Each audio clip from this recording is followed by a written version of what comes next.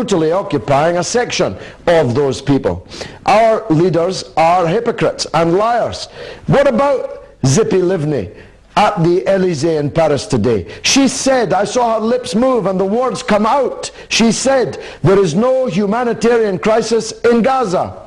When everyone from the United Nations to the humblest person watching the television screen knows there's a humanitarian crisis of awesome proportions.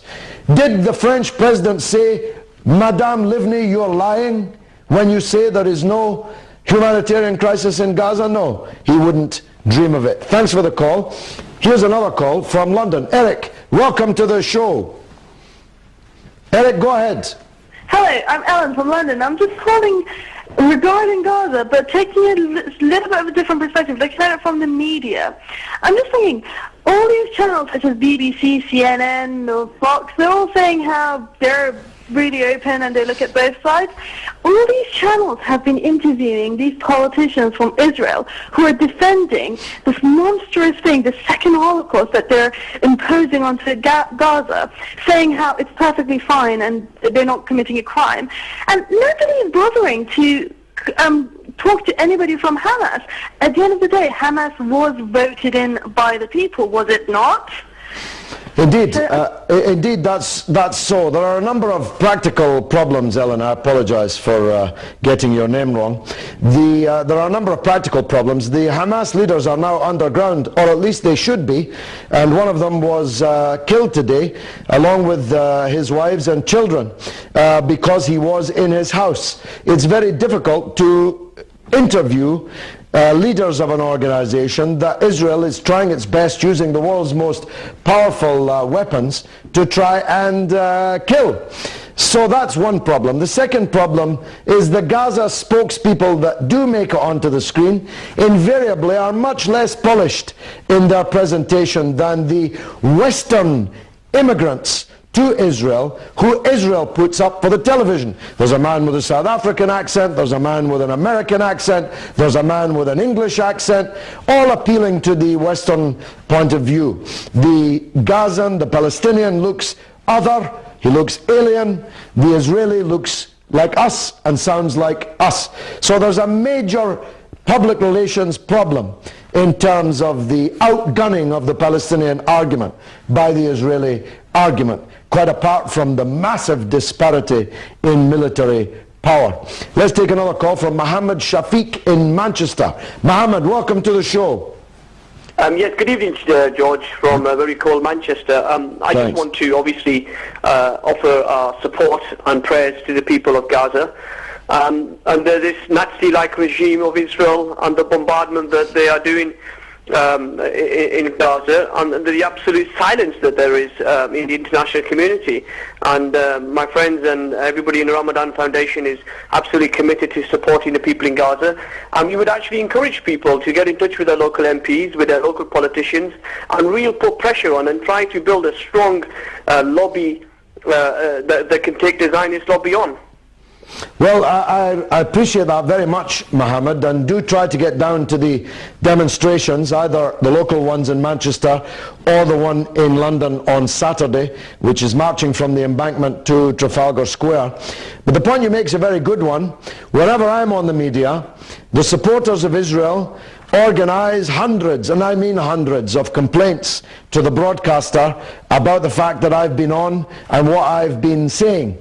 We really have to get our public relations machine up to the same level of sharpness as theirs, because they outgun us here in Britain in that respect also. However, so grotesque is what we're watching that Israel's undoubtedly nonetheless losing the argument. Let's take an SMS on the comment wall, and this one is from, well, we don't know where, but it's, where is the so-called international peace envoy? Shame on you, Tony Blair. Where is the man of change? Shame on you, Barack Obama. Where is the head of the world's most famous academic? shame on you, Sheikh of Al-Azhar. Where is the so-called Arabic zeal? Shame on all the Arab leaders. Well, the only one of those I could possibly disagree with is the second. Barack Obama is not able to make any comment on the situation in this grave international crisis because he isn't the president of the United States. The United States still has a president. Crawford, Texas has to wait a few days to get its village idiot back. But it could not happen that the president-elect would be making statements which would be different from the president. That would be constitutionally incapable. We should judge Barack Obama when he actually becomes president. He may let us down, but let's at least wait for him to become president. Let's take another call from Shahid in the United Kingdom. Shahid, welcome. Good evening, George. Good evening, sir. My name's Shahid and I'm calling from Dewsbury in the UK. Welcome. Hi there. First, I'd like to offer our support for all the efforts that you've made in the past, and I hope you carry on with the tremendous efforts in the future. Thank you, sir. Right. I have two questions for you. One is specific to AIPAC. In your opinion, how do you believe that AIPAC could be destroyed or weakened in the future? That's the first question. And the second question is that what pragmatic and sustainable solution do you offer to the Palestine and Israel conflict? Because at the end of the day, if Hamas fires a rocket in Israel, then that's quite counterproductive because it results in 50, 60 Gazans being killed. So what pragmatic solution do you offer? Thank you. Well, on the second point first, my friend, the people in the Warsaw Ghetto rose up using their own bodies as weapons because they had nothing left to do.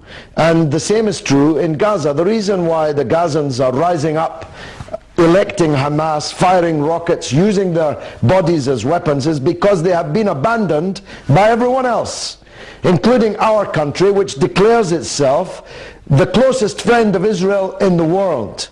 And they're not lying about that, except maybe the United States just shades it. So the Palestinians under occupation, abandoned, what are they supposed to do? Die quietly of starvation? That wasn't the route chosen by the Jews in the Warsaw Ghetto uprising in 1943. And nor should it be the route chosen by the Palestinians in Gaza. The task for the rest of us is to end the situation where that is the only thing that they can do. That means we need to make progress towards freeing Palestine and liberating its land and its people and returning its refugees to their homes. Until we do that, we really aren't in a position to criticize them. As for AIPAC in the United States, I'm going coast to coast and north to south in the United States. In March, I'll be speaking to thousands, maybe tens of thousands of people on that tour. It's called the Palestine Tour. Look out for it. Let's take another call from Mohammed in Luton. Mohammed, welcome. Hello. Hi, George. Yes, go ahead, sir. Yeah, hi, George. This is Mohammed from London. Okay, go ahead. Yeah, hi. Just been listening to all your comments, and very interesting. Another question I'd like to propose, maybe a bit of a radical one, is don't you think this looking, you touched upon history and the Warsaw, what was going on in 1943. Don't you think Israel is the bogeyman in the Arab territories, and don't you think it is the root of all problems? And maybe if all the Arab countries united to get back the land that was taken from them, being the permanent solution to this problem, because it's going to continue. It's going to happen. The Palestinians are going to continue fighting for their rights. Israel is going to continue expanding into their land. Shouldn't it just go away? Shouldn't Israel just go away?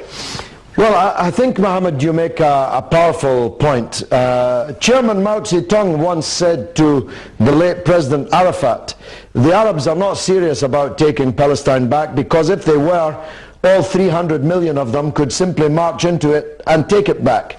And, he had a point. The Arab rulers are conspiring, most of them, many of them, with Israel in this big crime. The rest of them, with one exception in Damascus, are actually either conspiring or sitting back and allowing it all to happen. I happen to believe, I didn't always do so, that Palestine will never be free as long as the Arabs remain in chains under their dictatorships. And that's a problem, because that means we need a much bigger change than I originally envisaged. My feeling is that we need a Palestinian state from the river to the sea, democratic, secular, where all Jews, Muslims and Christians can live as equal citizens before the law. Hey,